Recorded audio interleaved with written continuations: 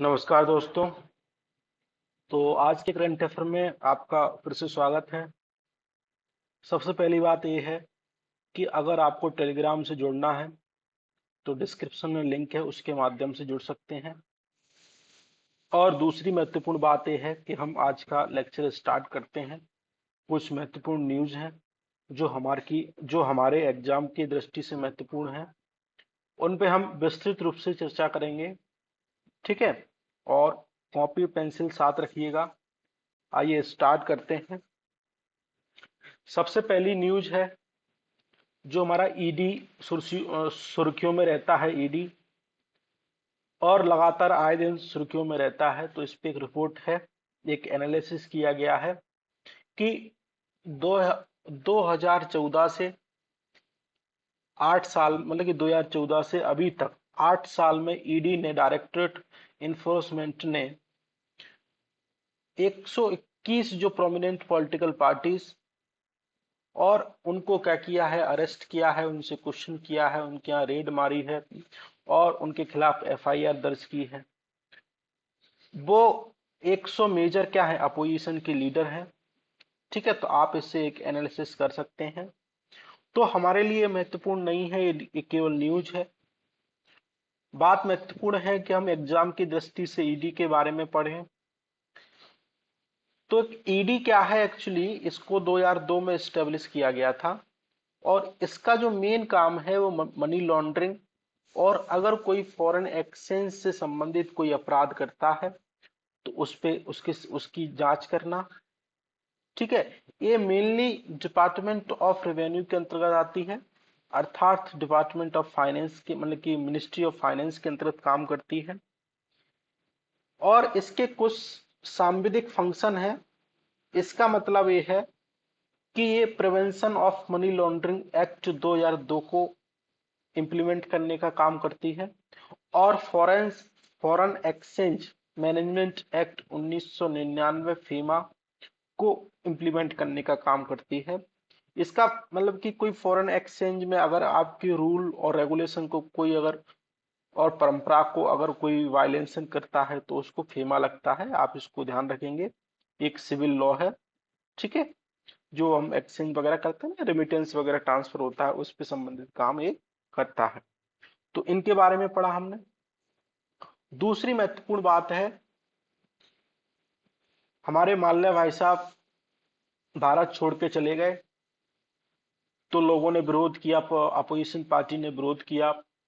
तो इसके दबाव में आकर सरकार ने और कुछ रिफॉर्म लेते हुए एक एक्ट लेके आई, फ्यूजिटिव इकोनॉमिक ऑफेंडर एक्ट 2018। इसके इसके तहत ईडी को पावर दी गई कि अगर कोई व्यक्ति भारत छोड़ के चला जाता है और वो फ्यूजिटिव इकोनॉमिक ऑफेंडर है, मतलब कि वित्तीय जोखिम का शिकार है, उसने सरकारी वित्त का दुरुपयोग किया है और उसके द्वारा जो लोन लिया गया था वो उसने पूर्ण रूप से उसको चुकाया नहीं है, तो ईडी क्या कर सकती है, उसकी जो प्रॉपर्टी है उसको अटैच कर सकती है। इस बात को ध्यान रखिएगा। और इसका जो हेड क्वार्टर है वो न्यू दिल्ली में, आपको पता ही होगा। ठीक है। अब बात आती है इसके डायरेक्टर को कौन अपॉइंट करता है। तो इसको डायरेक्ट इस इनके डायरेक्टर को अपॉइंट करने के लिए कोई कमेटी नहीं है, स्पेशल कमेटी नहीं है जिसमें अपोजिशन लीडर होते हैं, ये वगैरह होते हैं। इसको कमेटी चेयर की जाती है सेंटर विजिलेंस कमिश्नर, जिसको हम सीवीसी बोलते हैं। और इस कमेटी में एक विजिलेंस कमिश्नर होते हैं और होम सेक्रेटरी होते हैं, जो डीओपीटी से होते हैं, और रेवेन्यू डिपार्टमेंट से कुछ व्यक्ति होते हैं। तो ये मिलजुल कर क्या करते हैं, ईडी के डायरेक्टर को अपॉइंट करते हैं। कुल मिला के कहें तो सरकार के द्वारा ही इसको अपॉइंट किया जाता है। ठीक है। और इनका जो टेनर होता है वो 5 साल का रहता है। इस बात पे आप विशेष गौर करिएगा।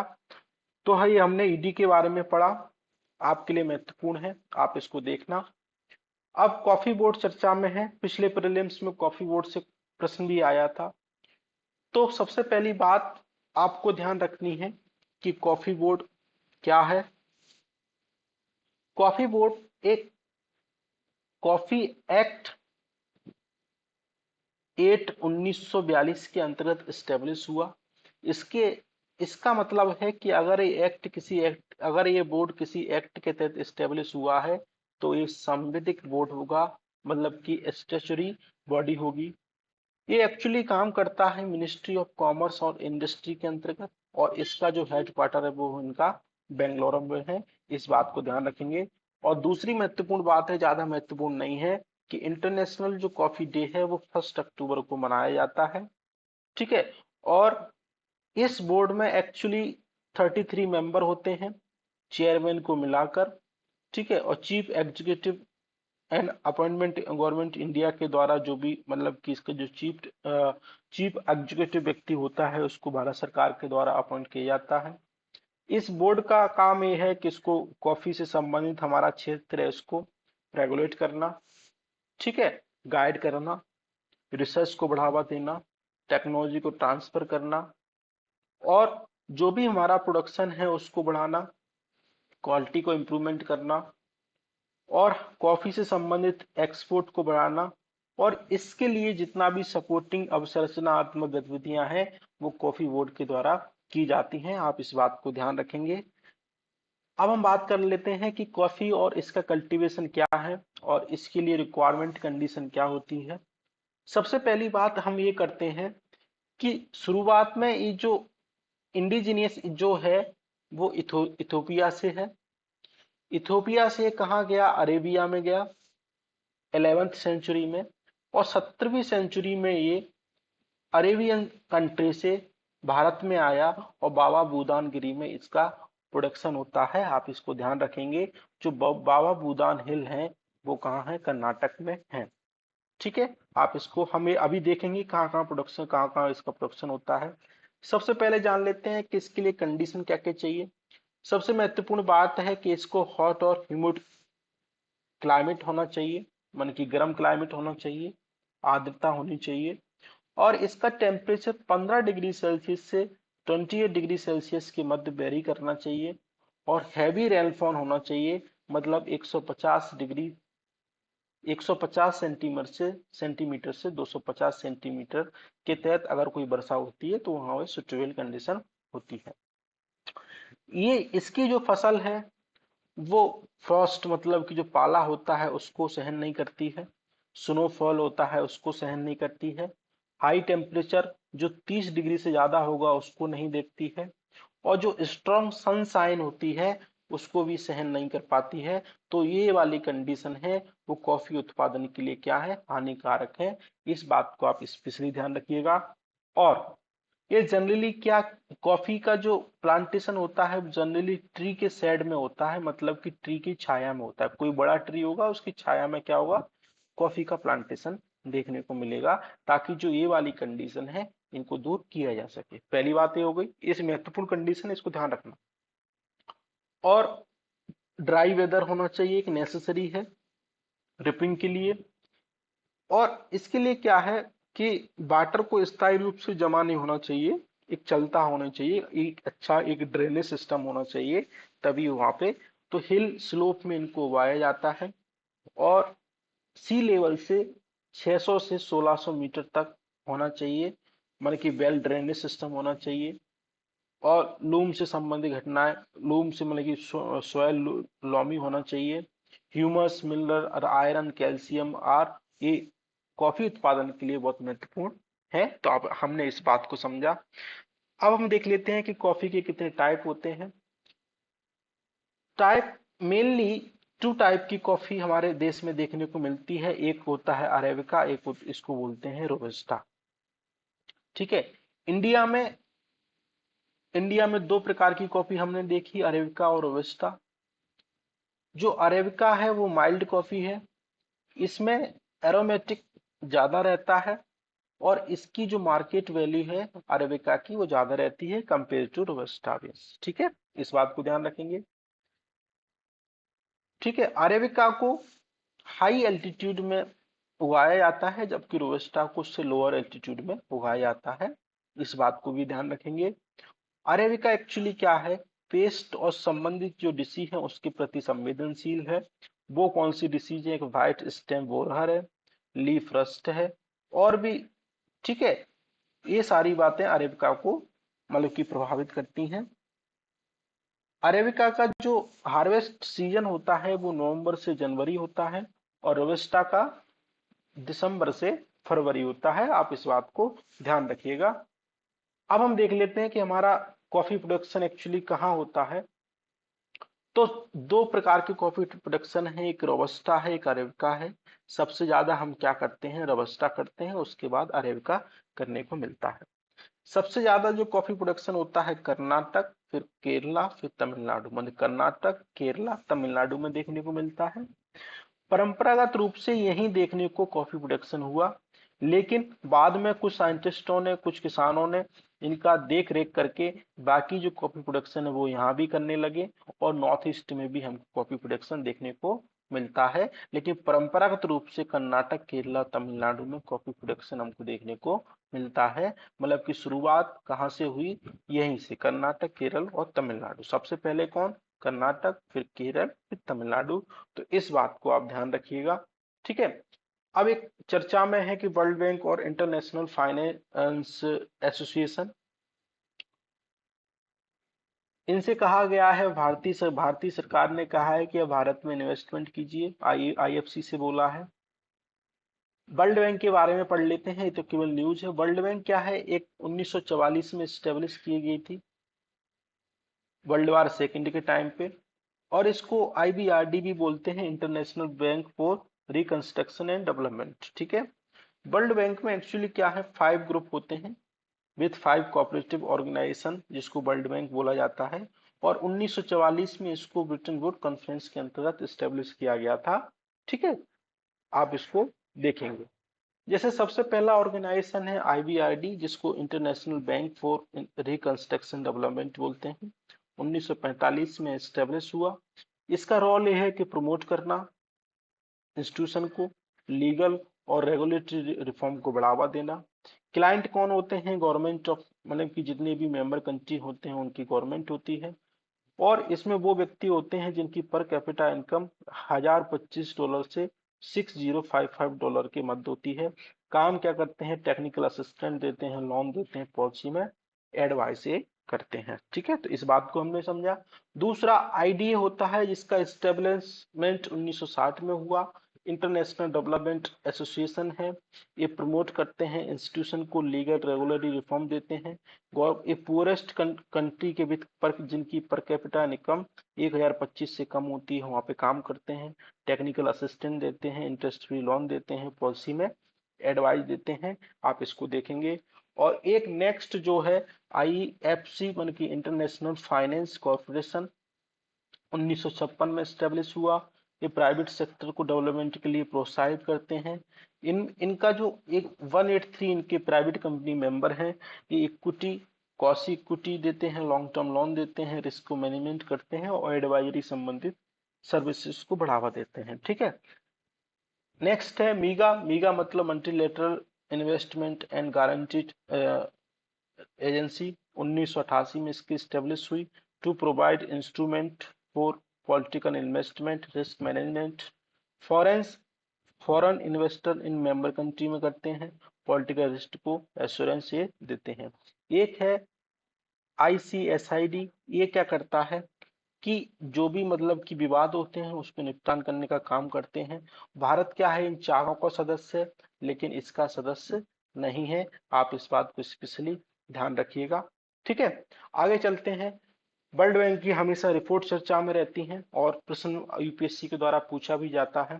तो सबसे पहले रिपोर्ट पब्लिश की जाती थी ईज ऑफ डूइंग बिजनेस, जो हाल ही में क्या कर दी है, बंद कर दी है, क्योंकि इसके द्वारा जो मानक स्टेब्लिश किए गए थे वो गलत थे, और वो कुछ ही सिटी के आधार पर रिपोर्ट को क्या करते थे, पब्लिश करते थे। तो इसलिए वर्ल्ड बैंक ने ईज ऑफ डूइंग बिजनेस को क्या कर दिया है, बंद कर दिया है। आप इस बात को ध्यान रखेंगे। दूसरा वर्ल्ड डेवलपमेंट रिपोर्ट। तीसरी global economic prospect report, logistic performance index, remittance report, ease of living index. ठीक है। इनको ध्यान रखना, एग्जाम में पूछ लिया जाता है। India development update, universal health coverage index, world bank के द्वारा। सर्विस ट्रेड रिस्ट्रिक्शन इंडेक्स, ये वर्ल्ड बैंक के द्वारा रिपोर्ट जारी की जाती है। इन बात को आप ध्यान रखेंगे। एक शब्द चर्चा में है, प्रॉम्प्ट करेक्टिव एक्शन फ्रेमवर्क जो आरबीआई के द्वारा लागू किया जाता है। ये क्यों लागू किया जाता है? क्योंकि अगर कोई बैंक उसकी वित्तीय हालत खराब है, जैसे आपने देखा था यस बैंक के ऊपर लागू किया गया था, महाराष्ट्र में एक कुछ बैंक थी उसके ऊपर लागू किया गया था, तो लोग क्या कर रहे थे, अपने पैसा निकालने के लिए आतुर थे, लंबी लंबी लाइनें लगी थी। ठीक है, तो उनकी अगर वित्तीय स्थिति, वित्तीय मैनेजमेंट अगर खराब हो जाता है, तो आरबीआई क्या करती है, पीसीए लागू करती है। इसका मतलब है कि आप पे बैंक के ऊपर रिस्ट्रिक्शन लगाई जाएंगी कि आप एक्स्ट्रा कुछ काम नहीं करेंगे। आरबीआई वो आपका मैनेजमेंट टेक ओवर करेगी। आप आरबीआई की परमिशन के बिना कुछ अतिरिक्त ना तो लोन देंगे ना तो लोन लेंगे। ये सारी बातें आरबीआई के द्वारा की जाती हैं। वो बातें हमारे लिए महत्वपूर्ण नहीं है। हमारे लिए महत्वपूर्ण है कि पीसीए फ्रेमवर्क क्या है। एक सुपरवाइजरी टूल है जो आरबीआई का है, इस बात को ध्यान रखेंगे। ये क्या करता है कि अगर बैंक बहुत सारी कुछ रेगुलेटरी थ्रेशोल्ड को अगर ब्रीच कर देते हैं, जैसे कैपिटल के संबंध में बात की जाती है कि कैपिटल रिस्क एडिक्वेसी रेशियो को अगर, वैसे मान लो अभी हमारे यहाँ 9% अगर हम रखने का भी प्रावधान है, मान लो कि कैपिटल रिस्क, मान लो आपके पास 100 रुपए हैं, 100 में से आपने 9 रुपए आपने संकट के लिए रख दे, कि अगर आपके पास कोई संकट आता है तो 9 रुपए के द्वारा आप उस संकट का समाधान करने के लिए क्या होंगे, तत्पर होंगे। तो बैंक इस अगर पैरामीटर को स्टेब्लिश करने में विफल रहता है तो आपके ऊपर लगेगा। पहला ये पैरामीटर ये है। दूसरा एसेट क्वालिटी, जैसे नेट एनपीओ। नेट एनपीओ का मतलब है कि कितना है, कितने एनपीओ आपने राइट ऑफ कर दिए हैं, मतलब कि उस बैलेंस शीट पे हटा दिए हैं। उसके बाद जो अपना नेट एनपीए बच रहा है, यानी कि नॉन परफॉर्मिंग एसेट, तो उसको रखते हैं। और तीसरा होता है लीवरेज रेशियो। अच्छा, एनपीए के बारे में हमने कल के डिस्कशन में पढ़ा है, तो अगर आप किसी को समस्या हो तो आप एनपीओ को वहां जाकर देख सकते हैं। ठीक है। लीवरेज रेशियो का मतलब है कि बैंक के द्वारा कितना इन्वेस्टमेंट किया गया है, डेप्ट उधार लेकर इक्विटी के द्वारा, जिससे वो क्या करें, प्रॉफिट जनरेट कर सकें। ठीक है, जैसे मान लो बैंक ने 100 रुपए लिए किसी से और उसने 150 रुपए का प्रॉफिट जनरेट कर लिया। अब ऐसा ना हो कि बैंक सारा पैसा उधार ले ले और प्रॉफिट वो क्या हो जाए, कम हो जाए। तो सरकार क्या करती है, आरबीआई क्या करती है, कुछ रिस्ट्रिक्शन लगा के रखती है कि आप इतनी बात, इतनी कैपिटल को लीवरेज कर सकते हैं। इस बात को ध्यान रखेंगे।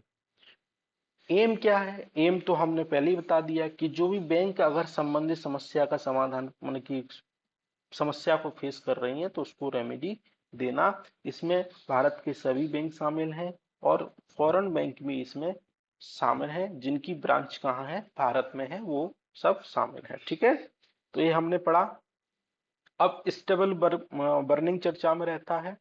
दिल्ली गवर्नमेंट क्या कर रही है कि 5,000 एकड़ पर बायो डिकम्पोजर, मतलब कि स्प्रे करेंगे पैडी फील्ड पे। लोग क्या करते हैं, अब ये सीजन आ गया है तो लोग क्या करते हैं, पैडी को क्या करते हैं, जला देते हैं खेतों में। क्यों जलाते हैं, कि लोगों के पास टाइम कम रहता है, कि नेक्स्ट फसल को उगाना पड़ता है, इतना पैसा नहीं रहता, तो इससे क्या करते हैं लोग, उसको जलाने का प्रयास करते हैं और जला भी देते हैं। तो इससे क्या होता है, सबसे पहला बात तो यह है कि इसकी जो मृदा है, उसकी जो सॉइल है, उसकी गुणवत्ता खराब होती है। दूसरी महत्वपूर्ण बात है कि इससे जो दिल्ली में जो सर्दियों के टाइम पे जो पॉल्यूशन होता है, वो ये उसमें से एक कारण ये भी है।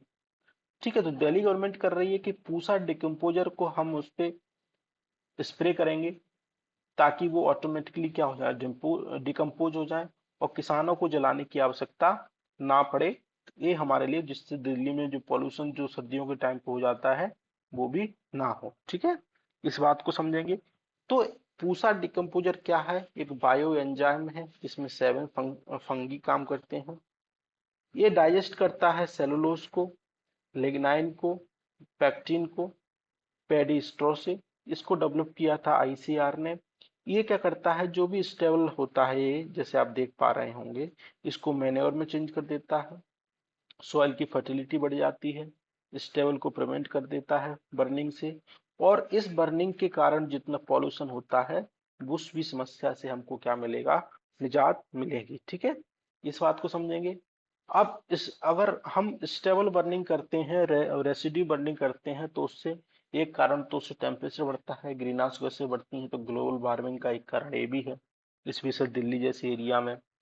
और ग्रीन हाउस गैस का मिशन होता है मीथेन, और भी गैसें हैं, कार्बन डाइऑक्साइड, सूट पार्टिकल जैसे PM2.5, PM10 जैसे पार्टिकल रिलीज होते हैं। और मानव और जो एनिमल हैं उनकी हेल्थ के लिए खतरनाक गैसेस होती हैं। बायोडाइवर्सिटी का ह्रास होता है, कार्बन का लॉसेस होता है, और फ्लोरा, जो सॉइल की जो फ्लोरा होती है, फ्योना होता है, वो नष्ट होता है। सॉइल की जो प्रजनन क्षमता है वो खराब होती है। प्लांट में जो पोषकों संबंधित जो विशेषता होती है और जैव विविधता होती है वो क्या होती है, लॉस होती है। और दिल्ली में एयर पॉल्यूशन का एक कारण भी है, जैसे पंजाब हरियाणा क्षेत्र में के द्वारा जो हवा होती है वहां देखने को मिलती है। ठीक है।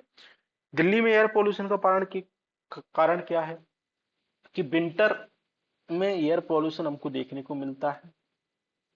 उसमें जो विंड की स्पीड है वो भी कम होती है, उसमें से एक कारण ये भी है।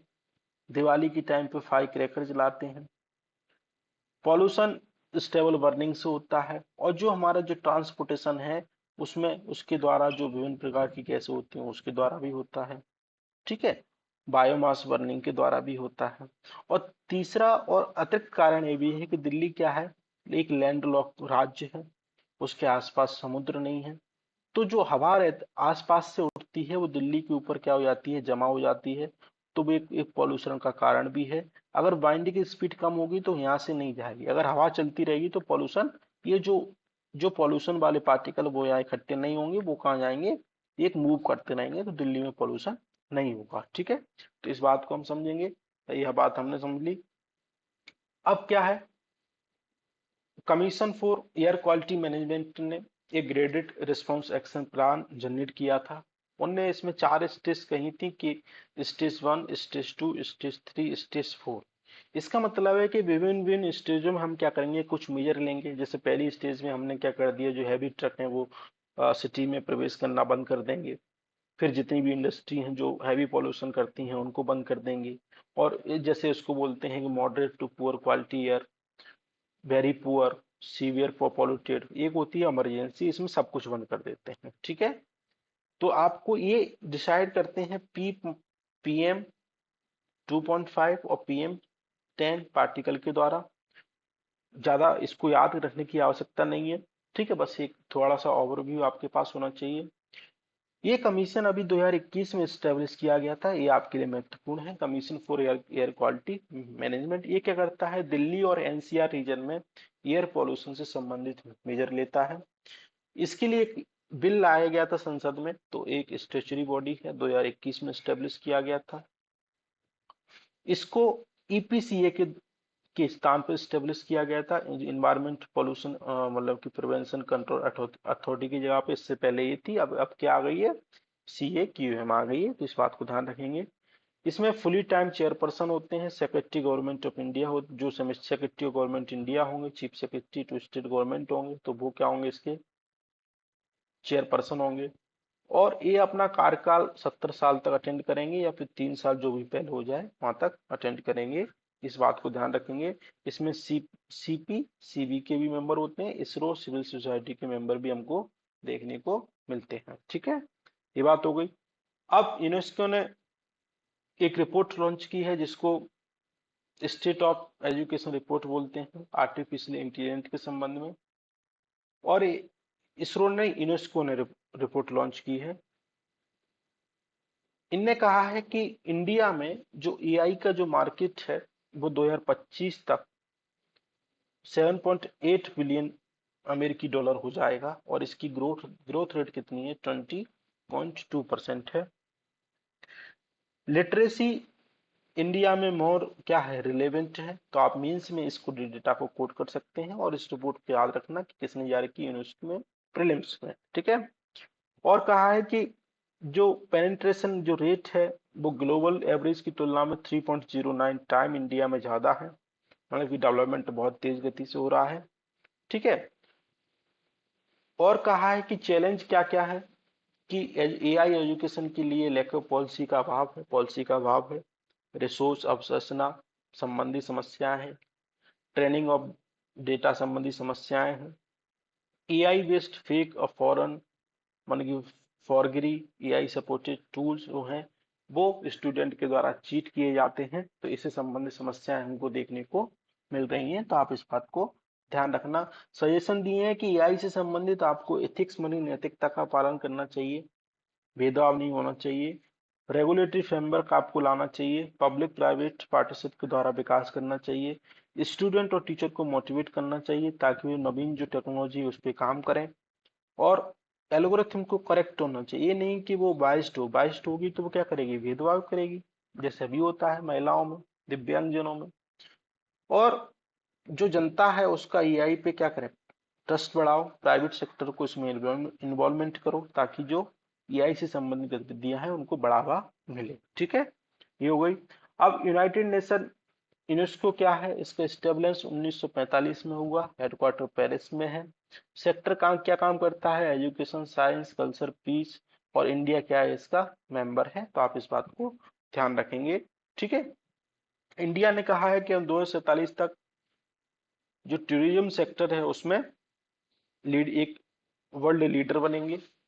और धर्मशाला डिक्लेरेशन आपको याद रखना है, किससे संबंधित है, पर्यटन से संबंधित है, टूरिज्म से संबंधित है। ठीक है, इसमें कहा गया है कि लॉन्ग टर्म और शॉर्ट टर्म गोल निर्धारित करेंगे ताकि हम 2047 तक वर्ल्ड लीडर बन सकें। और कहा गया कि मिड 2024 तक जो प्री को पैंडेमिक लेवल पे हमारा टूरिज्म सेक्टर था उसको रिकवर हुआ, और 250 बिलियन डॉलर कंट्रीब्यूशन किया टूरिज्म में। 2030 तक जीडीपी में 250 बिलियन का कंट्रीब्यूशन होगा। रेवेन्यू 2047 तक $1 ट्रिलियन करेंगे हम टूरिज्म से। और ऐसा नहीं कि हम क्या करेंगे, सतत और जवाबदेही टूरिज्म को बढ़ावा देंगे। इसमें हम जो भी संभव हो सकेगा वीजा रिफॉर्म करेंगे, ईज ऑफ ट्रेवल करेंगे, ट्रेवल फ्रेंडली इमिग्रेशन करेंगे, और जिससे संबंधित सुख सुविधाएं हैं उसका हम निर्माण करेंगे। ठीक है, इंडिया अभी क्या है, एक्चुअली 10th 185 कंट्री में 10वें स्थान पर है। और 2019 में 6.8% टूरिज्म ने जीडीपी में कंट्रीब्यूशन किया।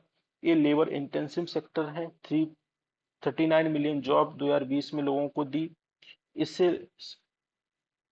इम्पैक्ट क्या क्या होते हैं, इन्वेस्टमेंट आता है, सामाजिक समावेशन होता है। मान लो कोई व्यक्ति नॉर्थ से साउथ गया, साउथ से व्यक्ति कोई नॉर्थ गया, तो लोग एक दूसरे को जानते हैं, गतिशीलता बढ़ती है, लोकतंत्र वैल्यू बढ़ती है। ठीक है, तो इससे क्या होता है, बहुत सारी चीजें होती हैं, मतलब कि होलिस्टिक संस्कृति का क्या होता है, विचरण होता है, सहिष्णुता बढ़ती है। ठीक है, और ये सारी बातें इसके द्वारा होती हैं। तो आप मेंस में इसको कोट कर सकते हैं। सरकार ने क्या क्या इनिशिएटिव लिए हैं, सरकार का एक ड्राफ्ट लेके आई है, नेशनल टूरिज्म पॉलिसी 2021, जो वर्ल्ड क्लास टूरिज्म को डेवलप करने का प्रयास करेगी। National strategy for sustainable tourism की बात करते हैं। ठीक है, सरकार प्रसाद स्कीम लेके आई है, सरकार स्वदेश दर्शन स्कीम लेके आई है, सरकार निधि 2.0 लेके आई है। तो ये क्या करेगा, डेटा हॉस्पिटलिटी सेक्टर से संबंधित डेटा को क्या करेगा, इंटीग्रेट करेगा। ठीक है, आगे चलते हैं। अब Asia Pacific institute of broadcasting development है। इसमें क्या हुआ है, इंडिया की जो अध्यक्षता है उसको 1 साल के लिए एक बार और बढ़ा दी है, एक बार और बढ़ा दी है। एआई बीडी क्या है, जो इलेक्ट्रॉनिक मीडिया डेवलपमेंट है उसकी दिशा में काम करता है। एक इंटर गवर्नमेंटल ऑर्गेनाइजेशन है, United nation economic social commission for Asia Pacific ने इसको, मतलब कि इसका क्या है, इंटर गवर्नमेंटल ऑर्गेनाइजेशन है जो क्या है, रीजनल है। इसका मैंडेट है कि एशिया पैसिफिक रीजन में इलेक्ट्रॉनिक मीडिया को क्या करना, एम्पावर करना। इसको एस्टेब्लिश 1977 में हुआ था। और आईटीयू यूएनडीपी यूनेस्को एक फाउंडिंग ऑर्गेनाइजेशन है किसके, एआईडीपी के, इस बात को ध्यान रखेंगे। करेंटली 26 कंट्री हैं। ठीक है, फुली मेंबर 43 ऑर्गेनाइजेशन है, 52 एफिलेट मेंबर हैं, तो इस बात को आप ध्यान रखेंगे। इनसाइड ट्रेडिंग शब्द चर्चा में है। इनसाइड ट्रेडिंग का मतलब है कि आपने जो भी, मतलब कि शेयर मार्केट में कोई शेयर रिलीज होने वाला है, रिलीज होने से पहले आपके पास उसकी कुछ इंफॉर्मेशन ले ली आपने, और उस इंफॉर्मेशन के द्वारा आपने उस शेयर को परचेज कर लिया, जिससे आपको क्या हुआ, औरों के अपेक्षा अधिक लाभ हो गया। तो इससे क्या हुआ, करप्ट प्रैक्टिस हो गई है। ठीक है, तो इस प्रैक्टिस को बोलते हैं इनसाइड ट्रेडिंग। और सेबी के द्वारा इस ट्रेडिंग को गलत माना जाता है, बैन किया हुआ है, इस बात का ध्यान रखेंगे। ठीक है, बस इतना ही पढ़ना है इसमें। ग्रीन इवेंट टूल क्या है? इसको जो COP26 जो ग्लासगो स्कॉटलैंड में 2021 में हुई थी उसमें फर्स्ट टाइम इंट्रोड्यूस किया गया था। ग्रीन इवेंट टूल मतलब है जो भी हमारा क्लाइमेट चेंज हो रहा है उसको मिटिगेट करने के लिए अच्छे अच्छे इवेंट क्या करना, ऑर्गेनाइज करना, ताकि जो क्लाइमेट से संबंधित गतिविधियां हैं वो कम हो। ठीक है, सतत विकास को बढ़ावा मिले। फसाई चर्चा में है, मतलब कि food safety standard authority of India ये चाह रहा है कि इंडिया न्यूट्रिशन रेटिंग हम लेके आए, इससे संबंधित एक ड्राफ्ट भी बनाया है। ये क्या है कि अगर कोई आप मार्केट से कोई आप फूड लेते हैं तो फूड से संबंधित सारी एक चार्ट मिलेगा और उस फूड को एक रेटिंग मिलेगी 1 से लेकर 5 तक। अगर 1 रेटिंग मिलती है तो ये खराब है और 5 रेटिंग मिलती है तो ये बेस्ट है। तो ऐसा फसाई चाह रहा है कि हम ऐसा कर दें, अभी आया नहीं, आएगा तो हम स्पेशली इसको पढ़ेंगे। हमारे लिए महत्वपूर्ण है कि फसाई क्या है। Food safety standard authority of India, इसको 2006 के एक्ट के तहत स्टेब्लिश किया गया था। खाद्य सुरक्षा से संबंधित क्या करता है, काम करता है, जितने भी काम है वो फसाई करता है। ठीक है, उनको जैसे अभी +F लोगो जारी किया गया जो फोर्टिफिकेशन के लिए, रोको कार्यक्रम जारी किया गया है, राइट ईट प्रोग्राम जारी किया गया है। ठीक है, ऐसे बहुत सारे प्रोग्राम हैं जो फसाई के द्वारा किए गए हैं। जेम्स वेब टेलीस्कोप फिर से चर्चा में है, मेंस में क्वेश्चन आ ही चुका है। तो इसने क्या किया है, जो मार्स है हमारी, मार्स है उसकी फर्स्ट पिक्चर कैप्चर की है। जेम्स को 2021 में लॉन्च किया गया था, लार्ज इंफ्रारेड टेलीस्कोप है। इसको ईएसए और कनाडियन स्पेस एजेंसी और नासा ने मिलकर जो लॉन्च किया था। ठीक है, ये क्या करेगा, यूनिवर्स से संबंधित जितनी भी गतिविधियां हैं उसकी स्टडी करना है, इस बात को बस ध्यान रखना है। और इसको हब्बल की जगह पे लाया गया था, जैसे आप देख पा रहे हो जेम्स वेब पे। ये हमारा मंगल ग्रह है तो इसकी पहली इमेज इसने कैप्चर की है। ठीक है, आगे चलते हैं। स्किल ऐप का मतलब है सरकार ने एक skill certification asset assessment for leather employ के लिए एक ऐप जारी किया है और एक वन स्टॉप सॉल्यूशन है। ये स्किलिंग करेगा, लर्निंग करेगा, असेसमेंट करेगा एम्प्लॉय नीड को, जो लेदर से संबंधित जो इंडस्ट्री है उसका सब संबंधित काम करेगा।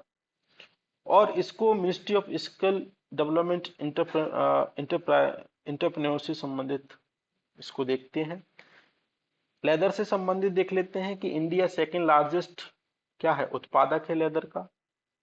और विश्व में 13% क्या करता है, कंट्रीब्यूशन करता है स्किन लेदर का है, हाइट्स लेदर का। तो आप इस बात को ध्यान रखेंगे।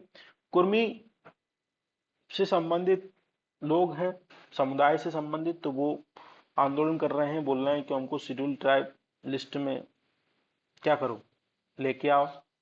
और जो कुरमाली लैंग्वेज है उसको 8 शेड्यूल में लेके आओ, तो हमारे लिए 8 शेड्यूल महत्वपूर्ण हो जाता है। कुर्मीज क्या है, non elite tiller tiller caste है, लोअर गैंगेटिक प्लेन में रहती है, जो गंगा का रीजन है, प्लेट्यू वहां रहती है, जैसे Awadh, eastern Uttar Pradesh, part of Bihar. ठीक है, अब 8 शेड्यूल क्या है, इसमें क्या है, ऑफिशियल लैंग्वेज से संबंधित रिपब्लिक इंडिया की लिस्ट है सारी। पार्ट 17 में आर्टिकल 343 से 351 से संबंधित लैंग्वेज की बात करते हैं, डील होते हैं।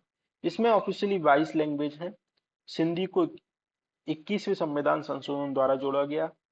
71वें संविधान संशोधन द्वारा 1992 में कोंकणी, मणिपुरी, नेपाली को जोड़ा गया। 92 संविधान संशोधन 2003 में बोडो, डोंगरी, मैथिली, संताली को जोड़ा गया।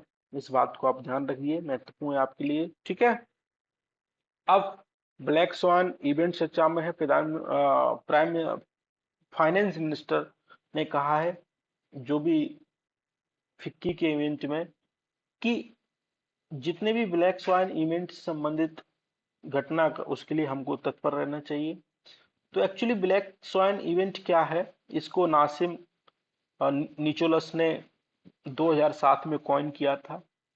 इसका मतलब है कि अनप्रेसिडेंट इवेंट है, जैसे वर्ल्ड वार 2 के दौरान 2008 में, और 2008 में फाइनेंशियल क्राइसिस आया, 1930 में इकोनॉमिक डिप्रेशन आया। तो ये ब्लैक स्वाइन संबंधित घटनाएं हैं। कोविड को ब्लैक स्वाइन नहीं बोलेंगे, क्योंकि कोविड के महामारी के बारे में हमको पता था, तो वो उसको बोलते हैं व्हाइट स्वान। ठीक है, ब्लैक स्वान का मतलब है कि हमको कुछ पता नहीं है, कभी भी कोई घटना घटित हो सकती है, तो ब्लैक स्वान है। इसको भारत में भी प्रभाव हो सकते हैं और अमेरिका में भी प्रभाव हो सकते हैं। तो बस इस शब्द को आप ध्यान रखिएगा। ठीक है, ये देख सकते हैं। ठीक है, पहले ग्रो फिर नीचे।